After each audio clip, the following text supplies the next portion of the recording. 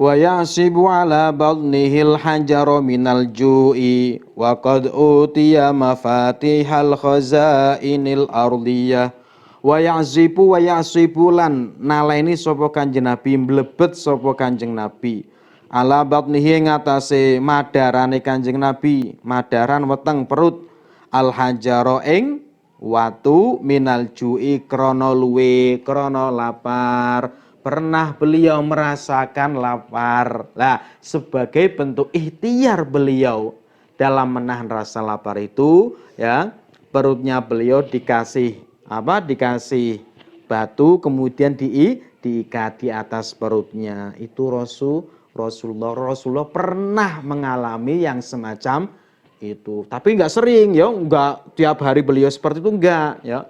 Tetap itu cuma ada masanya beliau seperti itu. Beliau merasakan lapar, kemudian diganjal pakai batu. Itu bisa mengurangi, ya, bisa mengurangi rasa lapar. Jadi beliau pernah, ya. Jadi ada sebuah riwayat dari sahabat Anas mengatakan, "Ji'tu Rasulullah yauman fawajadtuhu jalisan ma'a ashabi." Jadi sahabat Anas mengatakan, aku mendatangi Rasulullah pada suatu hari. Fawajadtuhu jalisan ma'ashabihi, dan aku menemukan beliau sedang duduk bersama para sahabat-sahabatnya, ya'idhum, beliau lagi memberikan mau'idhah, lagi memberikan nasihat kepada para sahabat, waqad asobabat nahu biisobah. Waktu itu beliau sambil memberikan nasihat, itu perutnya itu diikat pakai batu di atasnya itu, ya. Faqalu minal ju, itu katanya karena merasa lapar. Di Rasulullah pernah, ya. Rasulullah pernah mengalami hal semacam itu. Seperti halnya dalam apa? Dalam perang Khandaq itu beliau pernah merasakan kelaparan, diganjel nganggo waktu, ya. Lam yaduk tu'aman salasan, 3 hari, ya. 3 hari apa? Enggak makan. Itu Kanjeng Nabi pernah, ya. Di perang Khandaq itu pernah Kanjeng Nabi enggak makan 3 hari. Waktu itu kan para sahabat sedang membuat parit kerja bakti. Kanjeng Nabi rela menahan rasa lapar sampai 3 hari. Wetenge diganjel nganggo waktu, ya. Jadi Kanjeng Nabi ini sudah pernah merasakan derita umatnya yang sekarang dialami, itu sudah merasakan semua, ya. Menjadi apa? Menjadi orang yatim pernah, ya, ditinggalkan orang tuanya pernah, ditinggal istrinya pernah, merasakan kelaparan pernah. Jadi rasa sakit yang diderita umatnya itu apa? Beliau sudah merasakannya, ya. Sudah merasakannya. Kok beliau enggak enak-enak itu enggak, ya. Beliau merasakan seperti apa yang dirasakan umatnya, yang sehingga kita harus apa? Mengaca. Kita harus mengaca. Pokoknya ora enak yo ilinge karo Kanjeng Nabi. Kanjeng Nabi sing wong sing pilihane Gusti Allah bi yo isih kaya ngono, yo. Isih gelem rekoso, ya. Iku di Kanjeng Nabi itu seolah-olah ingin mengajari kita, ya. Ingin mengajari kepada kita.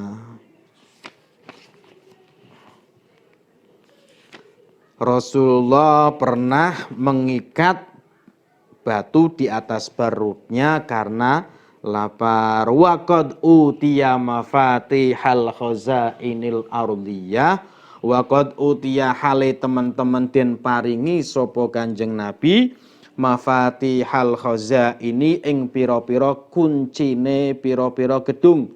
Ing pira-pira kuncine pira-pira gedung al ardiyati kang bangsa bumi.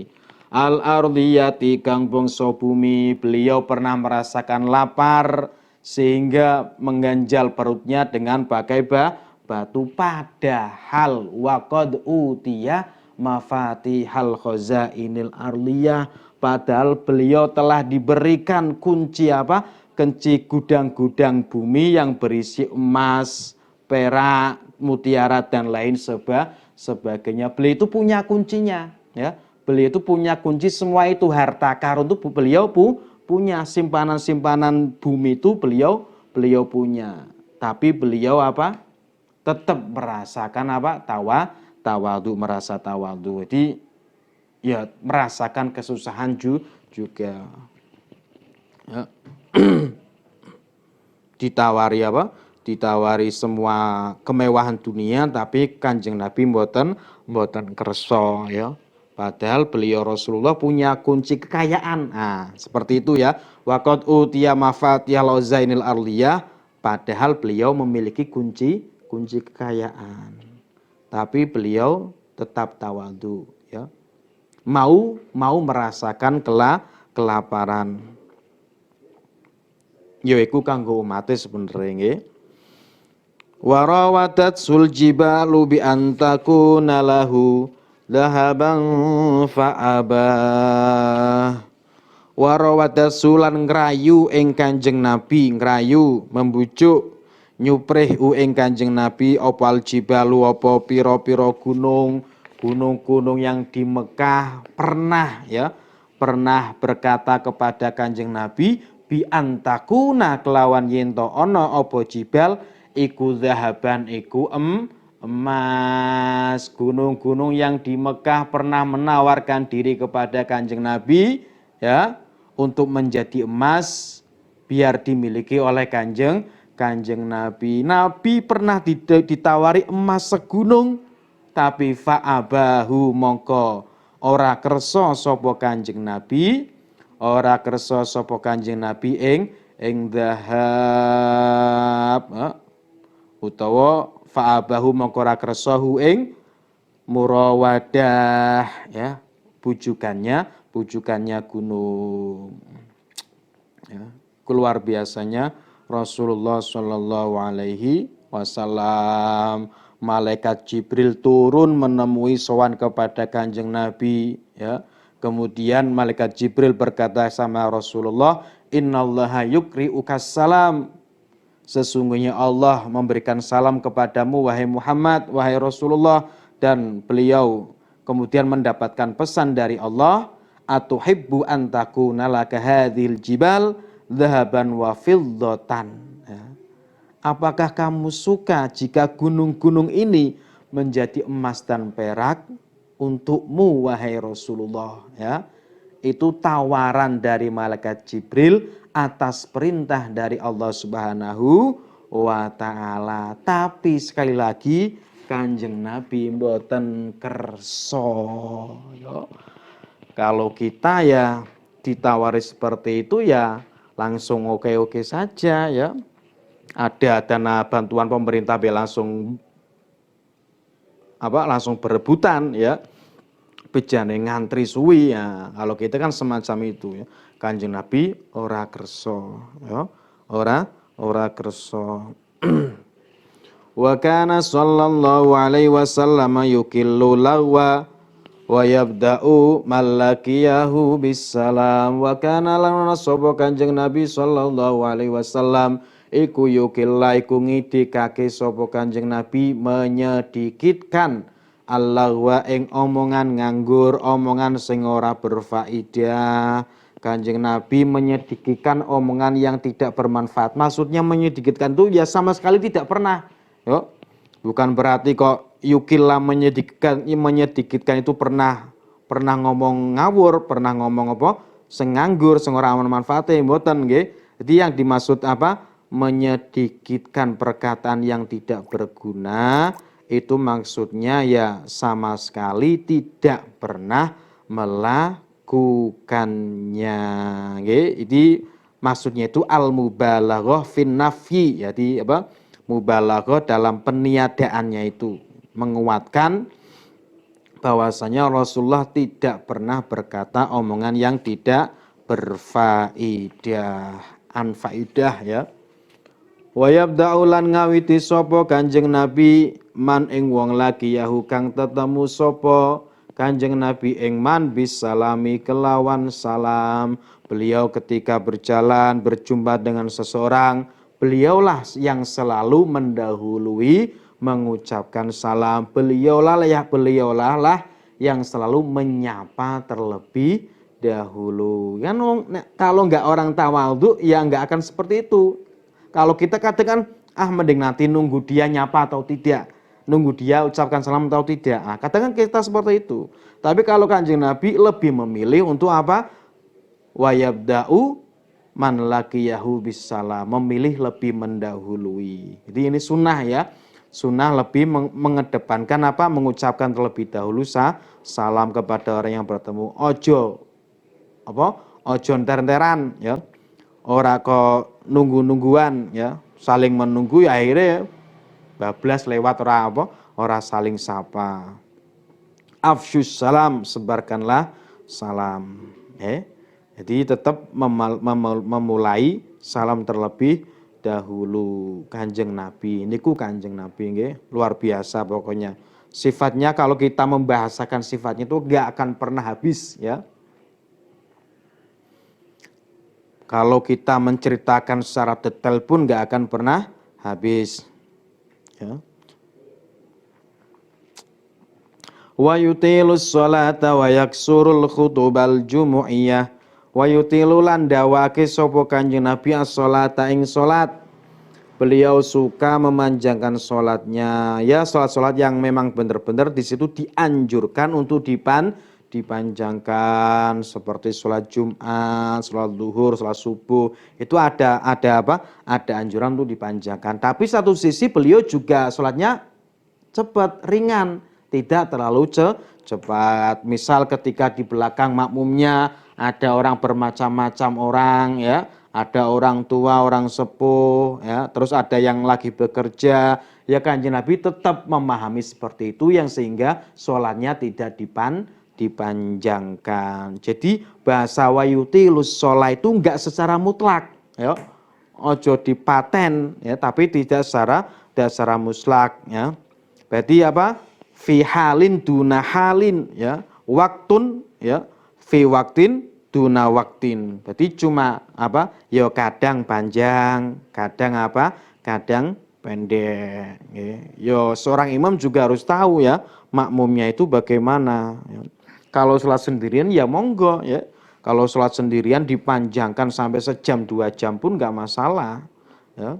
Nah, kalau makmumnya banyak macam-macam, ada yang lagi kerja, ada yang orang sepuh, bacanya malah surat Al-Baqarah, ya kan mesake nek ngono. Berarti yang enggak tahu diri, enggak tahu makmum, keadaan makmumnya. Jadi wa yutilus shalah itu ya ahwal duna ahwal, ya. Jadi ya kadang-kadang seperti itu, kadang-kadang tidak, kadang-kadang panjang, kadang-kadang tidak. Tapi ya ada beberapa sholat yang memang benar-benar dipanjangkan kesunahannya. Wayak surulan ngringkes sapa Kanjeng Nabi al khutbah ing pira-pira khutbah al jumuiyah kang bangsa Jumat. Kalau sholat panjang tapi kalau khutbahnya pendek. Karena kan yang dituju sholatnya ya. Kalau khutbah itu kan muqaddimah. Kalau mau panjang-panjangnya ceramah di podium, jangan di khutbah Jumat. Mung kadang pemikirannya khatib itu beda ya. Mungkin kalau khutbahnya terlalu cepat, mungkin banyak apa yang terlambat. Sementara kan banyak pegawai-pegawai atau pekerja-pekerja yang belum selesai mungkin ya. Jadi ya pertimbangannya macam-macam lah ya. Pertimbangannya macam-macam. Ada orang yang khotib sukanya cepat, ada yang suka memang benar-benar ya rada panjang. Biar yang lain apa? Biarlah yang lain juga kebagian ikut sholat Jumat. Lah nek cepet kabeh ya mesake ya nggih. Nang medono cepet, nang padha sugih cepet, ya kurang akhirnya. Tapi kan kalau misalkan medono cepet, padha sugih apa? Padha sugih agak lambat kan mending ketika kita telat di medono kita bisa lari ke padha sugih. Jadi ya semuanya ada pertimbangannya ya, semuanya ada pertimbangannya. Wa yata'allafu ahla syarafi wa yukrimu ahlal fadli. Wa yata'allafu lan gawe seneng sapa Kanjeng Nabi, gawe nyaman sapa Kanjeng Nabi. Gawe nyaman sapa Kanjeng Nabi, gawe seneng sapa Kanjeng Nabi ahla syarafi ing ahli kemuliaan. Beliau simpati, suka memberi apa? Memberi kenyamanan dan kebahagiaan kepada orang-orang yang memiliki kemuliaan. Ya. Orang yang memiliki kemuliaan dalam hal agama tentunya bukan karena apa? Bukan karena hartanya ya. Kalau karena harta ya beliau malah suka sama orang fakir miskin ya. sama tokoh-tokoh yang apa? Tokoh yang terhormat, tokoh yang benar-benar yang apa? Agamanya kuat. Itu beliau memprioritaskan ya. Ya, sesuai ayat inna akramakum indallahi atqakum ya, yang paling mulia yang paling bertakwa. Wa yukrimu lan mulyake sapa Kanjeng Nabi ahlul fadli ing ahli keutamaan. Ing ahli keutamaan, memuliakan orang yang memiliki keutamaan dan kemuliaan. Wa yamzahu wa yamzahu. Nah, ya. Pakai hak kecil. Wayamzahu lan guyon sapa Kanjeng Nabi, wayamzahu guyon sapa Kanjeng Nabi. Kanjeng Nabi ya guyon nggih, ora kok serius terus. Kanjeng Nabi juga suka apa? Suka bergurau, tapi gurauannya Kanjeng Nabi itu adalah mengandung apa? Kebenaran, mengandung hikmah-hikmah. Tidak seperti kita kadang kalau guyonan, kalau kita gurauan itu kadang malah menyinggung orang lain. Bahkan kadang kita membuli ya. Jadi dijadikan bahan candaan, kekurangannya orang lain itu dijadikan bahan candaan. Itu tidak seperti itu kalau Kanjeng Nabi. Kalau Kanjeng Nabi guyon, tapi guyonnya itu mengandung kebenaran. Pernah ada seorang wanita tua ya, seorang nenek-nenek datang kepada Rasulullah ingin doakan masuk surga. Ya Rasulullah, ud'ullah ayyudkhilani al-jannah. Wahai Rasulullah, doakan aku agar biar masuk surga. Ya, ono simbah-simbah tua ya, seorang nenek sowan kepada Kanjeng Nabi. Kanjeng Nabi, kula nyuwun didongake ben mlebu swarga. Nah, ngendikane Kanjeng Nabi, ngapunten Mbah ya. Nang swarga ora ana simbah-simbah ya. Nang swarga ora ana simbah jare Kanjeng Nabi, ya la tadkhulul jannah ajuzun. Tidak masuk ke dalam surga orang yang nenek-nenek ya. Di surga enggak ada nenek-nenek Mbah ya. Di surga enggak ada simbah. Akhirnya apa? Fawallatil mar'ah wa hiya tabki. Jadi wanita simbah ini ketika mendengar jawabannya Kanjeng Nabi, nang swarga ora ana simbah-simbah, langsung berpaling kemudian menangis. Lah terus kajare Kanjeng Nabi, pun Mbah nggih. Nah, di surga itu memang benar enggak ada nenek-nenek. Nah, karena besok orang yang di dunia itu sudah sepuh, sudah lanjut usia, tetap ketika apa? Ketika di dalam surga akan dijadikan muda kembali ya. Faja'alnahunna abkara uruban atsroba nggih, faja'alnahunna abkara. Para bidadari dan wanita penduduk surga akan dijadikan perawan-perawan semua ya. Uruban atsroba, penuh kasih sayang, cinta, dan umurannya sebaya semua. Itu penduduk surga. Jadi Kanjeng Nabi ya tau guyon, tapi guyonane apa? Guyonnya mengandung hikmah dan mengandung kebenaran. Wala yaqulu lan orang ngendika sapa Kanjeng Nabi ilahakon angin ing hak. Ya termasuk guyonannya itu Kanjeng Nabi ya la yaqulu ila hakon. Ya berisi tentang kebenaran, hak. Yuhibbullahu kang demen ing hak sapa Allah Gusti Allah taala, wa yardhahu lan ridha sapa Allah ing hak. Beliau tidak pernah berkata, tidak pernah guyon kecuali mengandung kebenaran yang dicintai dan diridhai Allah Subhanahu wa taala. Wa hahuna waqafa bina jawadul maqali aniddiradi fil halbatil bayaniyah wa balagha dhainul imla'i fi fadafidil idahi muntaha. Wa hahuna lan ing dalam kene-kene panggonan. Ing dalam kene-kene panggonan wakofa wis kandek wis mendek ya, sudah selesai bina kelawan kita apa jawadul maqali, apa ucapan kang bagus kang den serupakake kelawan jaran kang gesit. Apa jawadul maqali, apa ucapan kang bagus. Jawad itu al-faros ya. al-bayyinul judah, ya, jaran yang bagus, yang larinya gesit kencang, jawad. Jawadul maqali apa ucapan bagus kang den serupake kelawan jaran kang gesit. Telah selesailah pada kami, ya, sebuah perkataan yang baik. Perkataan tentang apa? Menjelaskan sejarahnya junjungan kita Nabi besar Muhammad Shallallahu Alaihi Wasallam yang laksanakan kuda yang baik. Anil ittiradi saking balapan, ai at-tasabuk,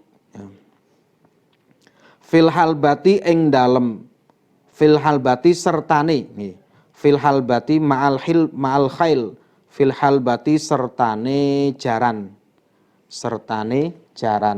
al bayaniyati kang prenco terpisah-pisah, al bayaniyah kang prenco telah selesailah pada kami sebuah ungkapan yang baik, sebuah ungkapan yang indah, yang laksanakan kuda yang cepat, yang baik, yang bagus dari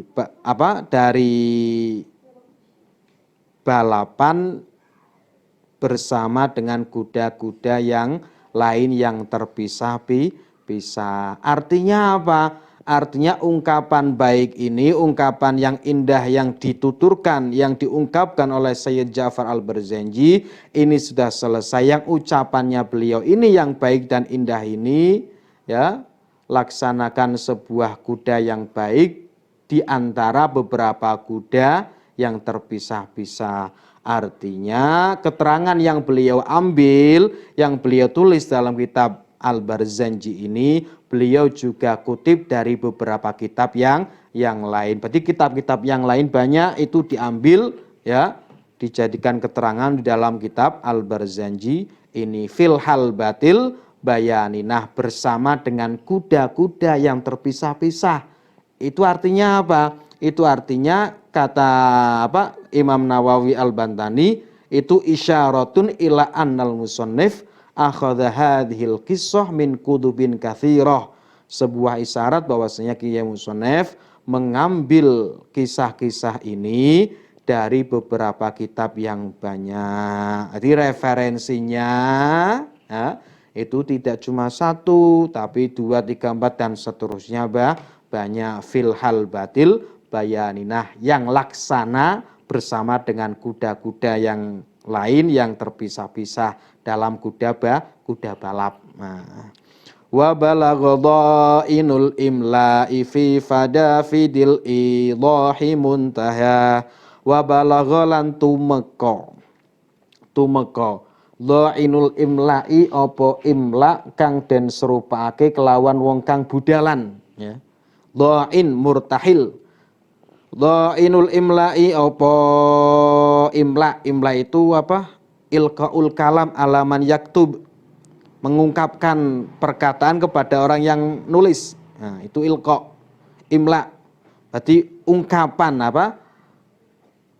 Ungkapan yang berisi tentang kisah-kisah Nabi Muhammad SAW itu telah sampai, ya, perjalanannya sudah sampai, ya, fi fada fidil ilahi ing dalem keterangan kang den serupake kelawan piro-piro bumi kang rata.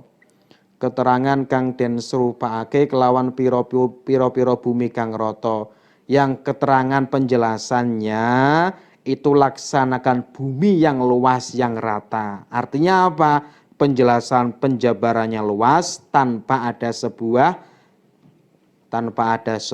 kesamaran. Di penjelasannya laksana bumi yang luas, apa? Yang rata. Bumi itu kan kalau rata dan luas kan jelas, ya. Enggak ada kesamaran bumi. Tapi kalau buminya bergelombang atau enggak rata, ya itu enggak jelas, ya. Ada banyak kesamarannya. Lah sampai muntahahu ing katoke. Muntahahu ing katoke imlak. Berarti sudah sampai pada finishnya. Telah usailah, ya, ungkapan atau penjelasan tentang sejarah Nabi yang laksanakan bumi yang rata, dalam penjelasannya tidak ada keserupaan dan kesamaan, gamblang ya. Fil idha al musyabbah bil fawaid ya. Penjelasannya luas dan penjelasannya tidak disertai dengan sebuah kesamaran-kesamaran. Addirillahumma qabrahul karim bi'arfin syadhiyyin min salati wa taslim. Allahumma salli wa sallim wa barik alaih.